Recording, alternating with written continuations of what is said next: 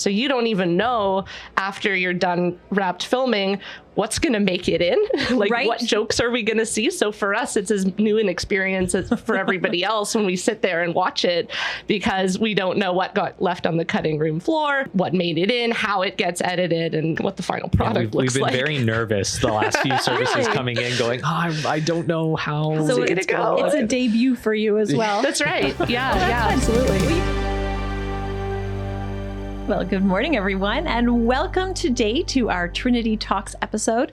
We have a very special episode ahead of us right now. I'm really excited to introduce Eric and Travis to the show today.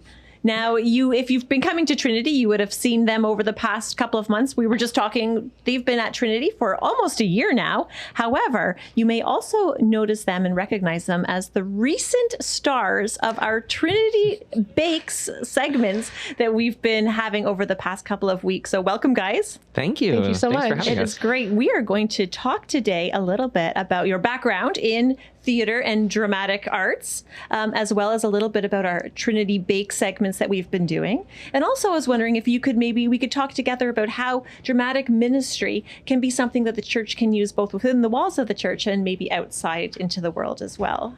Fabulous. So let's start off, before introductions even, let's start off with a little game. Like we do. We've got to do it. I know you're ready for it. You know that we're going to have a game. And if you're going to be drama majors, then you're definitely playing a game with me today. Awesome. So you've probably noticed that we have a bowl right between you. Yep. And there are some cards in there with some scenes. So common places that you might go, like the dentist office, or where else might you go? A train, some places like that. So I've got some scenes there. And I was wondering if you could just do a little improv activity to show off your dramatic skills with everybody.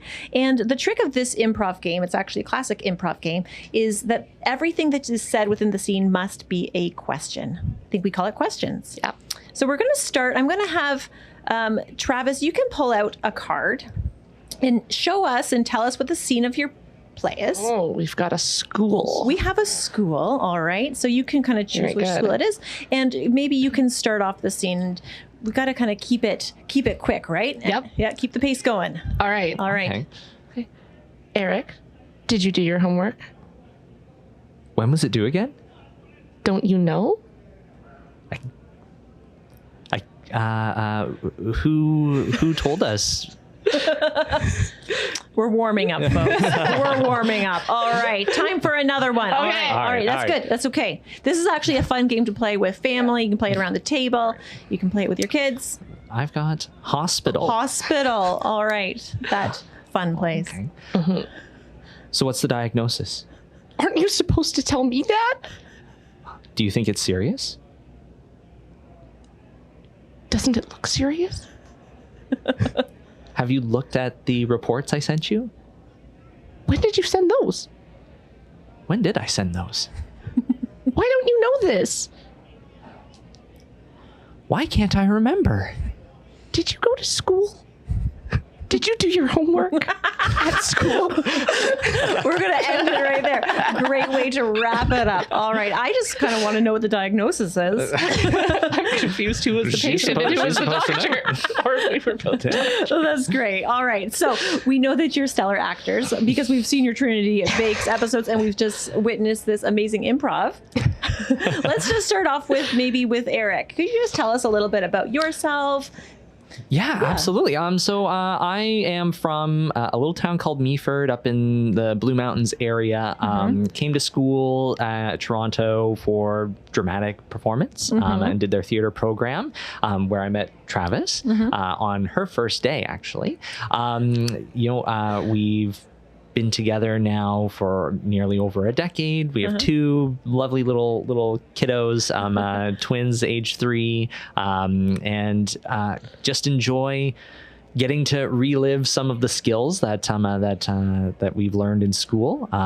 We both work in insurance now, Okay. so able to not usually be able to ply the trade as much as we used to, and yeah, I just enjoy a lot of.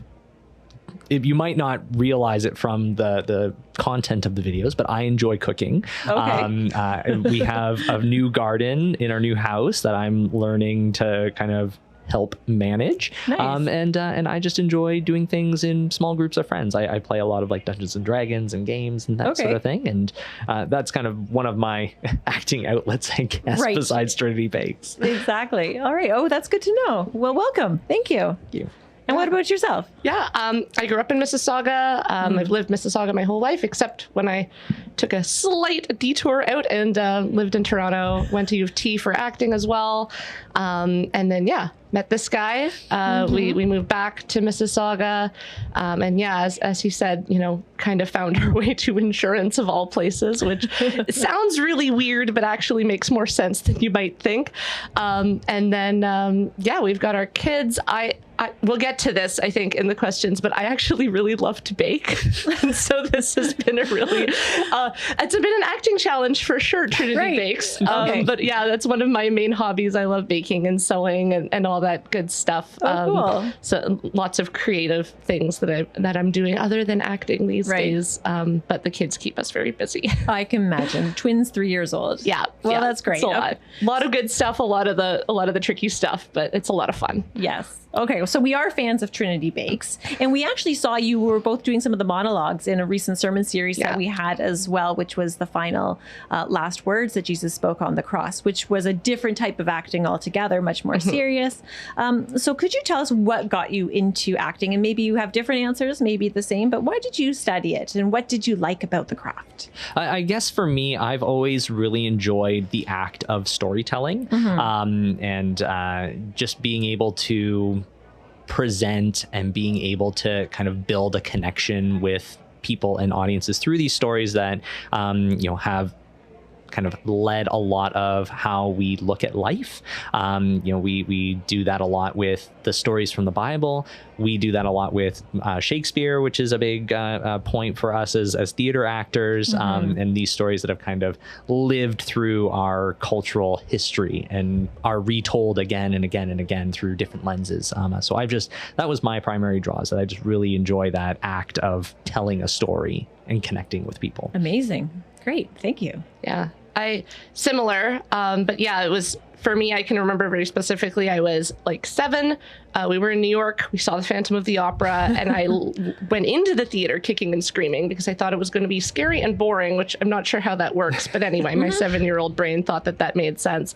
And then they had to drag me out because I just thought it was so magical what happened in that space with all those people together, kind of listening to the same thing and transforming together and being carried along this story. And so that's really what sparked it for me. And then I just couldn't stay away after that. So it was a pivotal moment. Yeah. Wonderful. Oh, that's great to hear. Core memory for sure. Yeah. Core memory. All right. So we're talking a little bit about stage acting, but what you've been doing is a little bit of screen acting. Yeah. Albeit a little bit small, but still a little bit different. What are some of the key differences that maybe non-drama folk don't know? I'll let you take that one. First of all, I'm not much of a screen actor, and this has been a very scary experience for me. When you're acting live, you kind of get to read the room a little bit, right? Because you can feel the energy of the people in the space. You can feel if they're getting the jokes, if they're not getting the jokes, if they're along with you or not. And you can kind of adjust in the moment and feed off that energy. Whereas when you're doing something for screen, especially, I would say there's a difference between screen for maybe TV or movies and then for social media, because especially for the shorts and the YouTube videos, people are going to be watching these alone, probably in their house, right? They're not even watching it in a group. Of course, when the congregation watches it, it's in a big group, which is nice. But it's just a totally different audience, and you have to keep that in mind. And you don't know what it's going to look like because so much of it is up to the wonderful magic of the post-production when they cut it all together. So you don't even know after you're done wrapped filming what's going to make it in, what jokes are we going to see? So for us, it's as new an experience as for everybody else when we sit there and watch it, because we don't know what got left on the cutting room floor, what made it in, how it gets edited, and what the final product looks like. We've been very nervous the last few services coming in, going, I don't know how so it's going to go. It's a debut for you as well. That's right. Yeah, absolutely. Well, you did mention that it's out on YouTube, and I think you mentioned that the recent short, so a short clip that was put out on YouTube just has 1,200 views already. So there are people watching it. And if you haven't taken a look, we are actually going to show a clip from Trinity Bakes, and then we'll talk a little bit about Trinity Bakes and how it all has been put together. Perfect. All right, let's watch the video. Everything in our pie dish. We have to grease it first. I like to cheat and use this. Good shot. We're just gonna sprinkle this on top. Wow, look at that. Can I give this to you to put over there? Sure. Okay, now we're gonna put it in our preheated oven. So that was the first one, the French apple pie. And then we've had several more, and we have several more to come as well. So what has the process been like? I know that you are responsible for coming up or co-coming up with some of the scripts, and that is your house. So what does this look like, this process? Well, it's funny you mentioned scripts, because I think that's pretty generous of what we do. Really, a lot of what we do beforehand is we take a look at the recipe. We come up with some general sort of, I guess you'd say, bits or jokes or things that we want to play off of. And really, it's just a matter of starting to try things, see what works. I think some of the folks behind the camera are really good at saying what will look good, what will translate, what doesn't. So really, just like we were doing with the game at the beginning, a lot of it is kind of off the cuff. We have a general thought process behind it, but nothing is really set in stone. And of course, we're always happy to take suggestions on what looks good. Rob has been really great at coming over and trying to contextualize some of what he'd like to see on some of it for the sermon and everything. So I think that's, well, you're it's very a pretty talented. chaotic environment. Yes. You work well together, I have to say. Your personalities complement each other really well on camera. Thank you. I'm not sure if that's intentional or if it just comes by naturally. I mean, it does here, so obviously to some extent, but you know how to play off each other really well. Yeah. It's not our first time on stage or on screen next to each other. Okay. We were in the same class in theater school, so we were always in scenes together, working together on various different projects. Yeah, so we've worked together on stage in a performance capacity. Travis is actually a brilliant director as well, and directed several shows that I was able to be a part of, and was incorporating a lot of the stuff that she sees from kind of a bigger picture. So we work really well in a performance aspect and as a director performer relationship as well. All right, and also as husband wife. That's right. Which is like a director performer relationship. So. I wasn't going to say that, but all right. So in real life, you mentioned that you like to bake, Travis. I do. Who's the better baker? This one here. Right. I've tried to dabble in baking a little bit, but everything I know at this point has been learned from her, and I love to be an assistant to her. Right. He's a great helper, a great dish guy, and a great measurer of ingredients. Again, contrary to what we see on the screen. But yeah, I love baking. When you brought out the measuring tape, that was pretty good. Yeah. So what are some of your favorite dishes to make?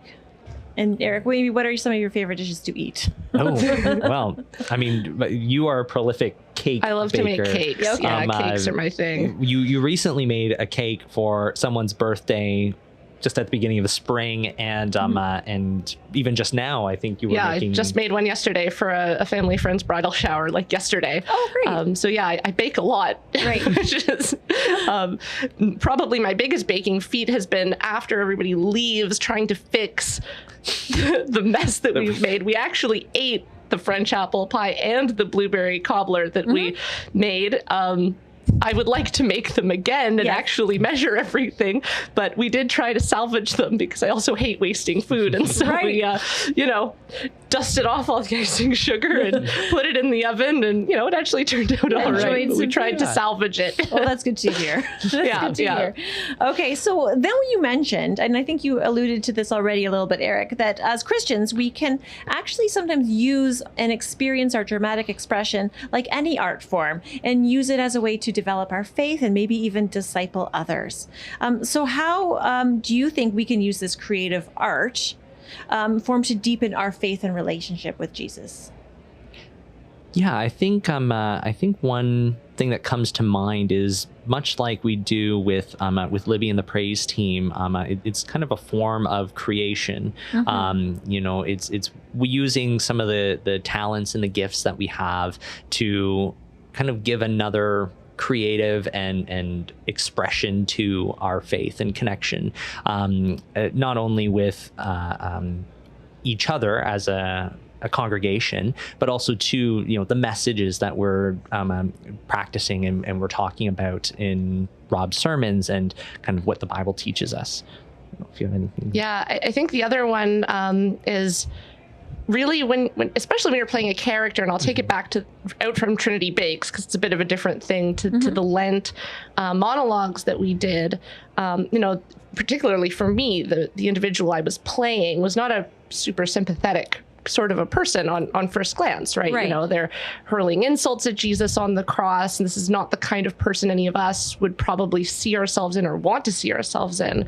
But when you take on that role, it forces you to kind of empathize, understand, and not judge people who come from all kinds of different circumstances. And that can be something really small, like a character who just says something you would never say, or something a little more extreme if you're playing like a villain role or something a little bit worse. Because in order to play that person, you have to understand them and forgive them in a way so that you can give an honest portrayal. And so I think that can be really powerful to help us understand each other and how we all have our challenges and our different things that we work through, and it makes it more understandable why people come from where they come from, and can help us empathize with other people and not judge them. Yeah, I think it was really great, that we had Rob's sermon today talking about patience and being patient with people and being patient with, the people who frustrate us and everything, to tie right directly to that point. Yeah. Thanks, guys. That's actually a beautiful answer and something that I've never actually thought about in that context. Another thing about about acting is that it's often about storytelling, like you were mentioning as well. And we know that Jesus used stories in so much of his teaching. So there's stories, there's parables, and that's how he got his message across. And why do you think storytelling is such a powerful tool to share a message with others? Yeah, I think especially when you take it into something practical and something dramatic, it really helps to bring it alive, right? There's a big difference, and we even say this when we read Shakespeare, right? Reading it and seeing it performed is two totally different things. And I think when you put it up on its feet and put it in front of people, it really helps to make it real in a way that it's not when you might read it on a page. So many of these stories, the main way you see drama introduced in churches is Christmas pageants, right? Yeah. That's the one that we're all kind of familiar with. And I think that's used so much, first of all, to get the kids involved and to help them understand what's going on. It also helps bring it alive for us a bit. We've heard this story so many times, right? But have we really recently thought about what it means to be pregnant on a camel in a desert without somewhere to stay? Like, once you actually see it, it can really help you understand that context and where all of that is coming from, in a way that reading it sometimes it just doesn't land the same way. You get different things out of reading it. I think you get more themes and lessons and things like that. But when you see it, it makes it a little bit more real for us. Especially like you said, when it's a story that we come back to so often. Right. Sometimes upon hearing it X number of times, you start to not necessarily lose the importance behind the story, but you kind of lose that that emotional attachment to when you read it the first time almost. Right. I think that's great. You even mentioned that about Shakespeare, how that has sort of lasted the test of time, and it can be portrayed in so many different ways, and it can come to life in fresh ways, which can then help us continue to engage over and over again. Now, before we wrap up, I was thinking about acting in skills and the principles of the craft that you're probably aware of, and I probably am not, like maybe eye contact or body placement. What are some of the principles in acting that you think could translate maybe into everyday life, that everyday people could maybe use as they encounter different people and share and disciple with others? I think one thing that we've touched on a little bit with some of the other discussion that we've had is just the idea of truly being empathetic. You'd mentioned to play a character, you have to know where they come from. But when we interact with people daily life. We sometimes have to give a little grace to where somebody is in a particular moment, what they're going through currently. And I think that is something that we can use in our daily lives, but it's also very important in the field of acting to, again, know the context of the situation, know the context of what you're going to be saying, what you're going to be, what you're going to put out in terms of how should I feel in this moment, right? So empathy would kind of be my answer. Yeah, and I think going off of that as well, like knowing who you're performing for, and I say performing, Shakespeare also said all the world's a stage, right? We all are to a certain extent performing whatever role that we're performing, whether it's you're being a parent, you're at work. We all kind of have different ways that we present ourselves in different circumstances, and so understanding the people that you're talking to or interacting with and where they're at so that your message can land, I think is really important if you're trying to share something with them, and knowing that not everybody's at the same place. And again, going back to that kind of pivoting based on you mentioned that earlier. Being present, right? Being present with people and really noticing how they're responding to you and how you can be sensitive to them and really kind of come together and have the best kind of result, whatever that result is that you're looking for in that circumstance. Well, that's beautiful. So much to think about. You've definitely given us a lot to reflect on. And I feel like I've definitely come away with a lot of new knowledge and understanding and appreciation actually as well. So thank you.